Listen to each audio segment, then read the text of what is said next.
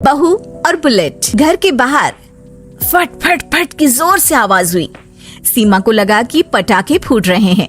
वो डर के मारे घर से बाहर निकली। देखा तो सामने योगेश यानी कि पतिदेव एक बुलेट बाइक पर बैठे हैं। अरे डर गई क्या? बाइक लेकर आया हूँ तुम्हें घुमाने के लिए। सच में? मुझे लगा पटाखे फूट रहे हैं। अरे पटाखे भी फूटेंगे और मिठाई भी बटेगी। माँ को तो बुलाओ। माँ भी बाहर आ जाती है। अरे योगेश बेटा, इतनी जल्दी आ गया? और ये गाड़ी किसकी है? साहब की है? हाँ माँ, तुम्हारा बेटा साहब से कम है क्या? मेरी ही है। अरे बेटा, इतनी बड़ी गाड़ी ले ली, इससे तो तू घोड़ा ही ले लेता। महंगी पड़ी होगी ना? माँ महंगी सस्ती छोड़ो और मिठाई लाया हूँ, गांव में बंटवा दो। अरे बंटवा क्यों दो, पीछे बैठो, गांव में बांट कर आते हैं। सब खुश थे। योगेश गांव के बाहर एक कोयले की खदान में मजदूरी करता था। मेहनत और अकल से उसने वहां ठेकेदारी का काम सीख लिया और सूझबूझ से ठीक ठाक पैसा बनाने लगा। गांव में बात फैल गई कि योगेश के घर धमाका गाड़ी आई है। ऐसी गाड़ी पहले कभी किसी ने गांव में तो देखी नहीं थी। योगेश और माँ गाड़ी से वापस घर आ जाते हैं। बेटा, बाबूजी ऊपर से देख रहे होंगे और आशीर्वाद भी दे रहे होंगे तुझे। वो होते तो उनको भी घुमाता माँ। पूरे गांव में नाच नाच के मिठाई बांटने जाते। जैसे मैंने नाच नाच के बांटी थी जब वो अपने लिए एक साइकिल लेकर आए थे। बस बस, बाबूजी दो बात भी सुनाते कि फटफट वाली फटपटी ले आया। सीमा आगे कहती है, अपने लिए तो ये गाड़ी ले आए और मेरे लिए? अरे ये गाड़ी तुम्हारे लिए ही तो है। पक्का मेरे लिए है? अरे पक्का तुम्हारे लिए है। अगली सुबह जब योगेश सो रहा होता है तो उसे बाहर से गाड़ी की आवाज आती है। वो घबरा कर चिल्लाता है, चोर चोर, मेरी गाड़ी ले जा रहा है, चोर चोर। माँ भी जागती है और योगेश के साथ दरवाजे की तरफ भागती है। जैसे ही दोनों बाहर निकलते हैं तो देखते हैं कि सीमा गाड़ी चला रही है। अरे बहू, नाक कटवाओगी क्या? ये क्या कर रही हो? अरे गिर जाओगी, ये क्या कर रही हो तुम?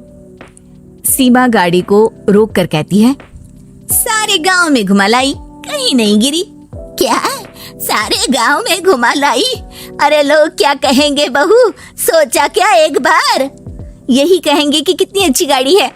अरे तुम्हारे बारे में। हाँ, कहेंगे ना कि देखो कितनी अच्छी गाड़ी पर बैठी है। बहू गाड़ी रखकर योगेश और सासू माँ के पास जाती है। तुमने कब गाड़ी चलाना सीखा? हमारे बाबूजी के पास पुरानी स्कूटर थी, सीख ली।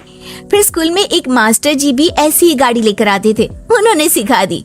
हाँ, स्कूल के मास्टर आजकल यही सब तो सिखा रहे हैं। पढ़ाई का कुछ सिखाते तो कुछ भला होता। अरे बहू, अब गाड़ी मत चलाना।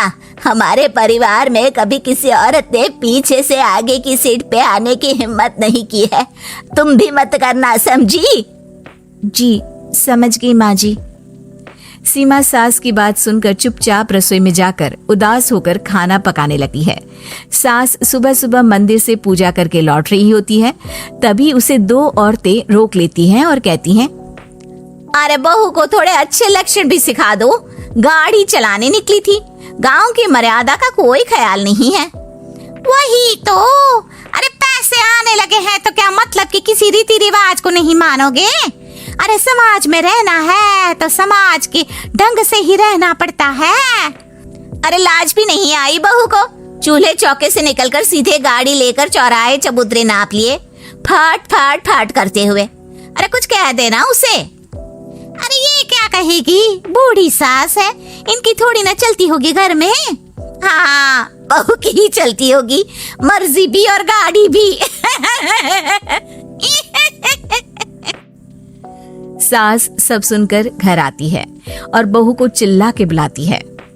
अरे नाक कटवा दी सबके सामने गाड़ी चलाकर। औरत जात गाड़ी नहीं चलाती। शहरों में तो 4 पहियों वाली गाड़ी भी चलाती है और हेलीकॉप्टर, हवाई जहाज भी। शहर में थोड़ी ना रहती हो मैडम साहिबा। आज के बाद गाड़ी से ही नहीं, यूं भी निकलना बंद तुम्हारा घर से। माँ सही कह रही है, कहीं भी जाना हो तो मुझे बता देना, मैं लेकर चलूंगा। आज माँ को तुम्हारे कारण कितनी बातें सुननी पड़ी। इतना कहते हुए योगेश वहां से चला जाता है। बारिश की वजह से कारखाने के रोड पर कीचड़ रहता है, इसीलिए योगेश गाड़ी घर रख कर जाता है और किसी से लिफ्ट लेकर कारखाने पहुंचता है ताकि नई गाड़ी गंदी ना हो।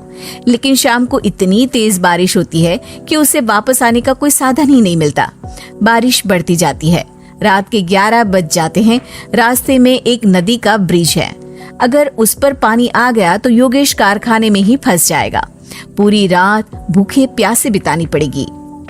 घना अंधेरा, बिजली की कड़कड़ाहट और तेज बारिश। राजेश डर भी रहा था, ठंड से कांप भी रहा था। तभी उसे रोड से आती हुई एक रोशनी दिखती है। वो देखता है कि उसके सामने एक बाइक आकर खड़ी हुई है। वो ऊपर वाले को धन्यवाद देकर उस बाइक वाले आदमी की तरफ बढ़ता है, पर पास जाकर देखता है तो भौचक्का रह जाता है। सीमा, तुम यहाँ इतनी बारिश में गाड़ी पर? पहले बैठो तो, नदी ब्रिज पे आ जाएगी तो जाना मुश्किल हो जाएगा। योगेश गाड़ी के पीछे बैठता है। सीमा गाड़ी चला रही है। मैंने तो तुमको पहचाना ही नहीं। गाड़ी की आवाज तो पहचानी होगी ना। अरे पर मुझे नहीं पता था कि तुम आओगी। अच्छा किया कि तुम आ गई। माँ नहीं आने दे रही थी, पर हमेशा पति पत्नी की रक्षा थोड़ी ना करेगा, पत्नी को भी तो करनी चाहिए। योगेश को सुबह अपने किए पर पछतावा होता है। उसकी आंख में आंसू आ गए जो बारिश की बूंदों में बह गए थे। उसके बाद सीमा को सास ने और योगेश ने खुशी खुशी समाज की सीमा लांघने की मंजूरी दे दी। अब वो जहां भी जाती फट फट फट गाड़ी पे ही जाती।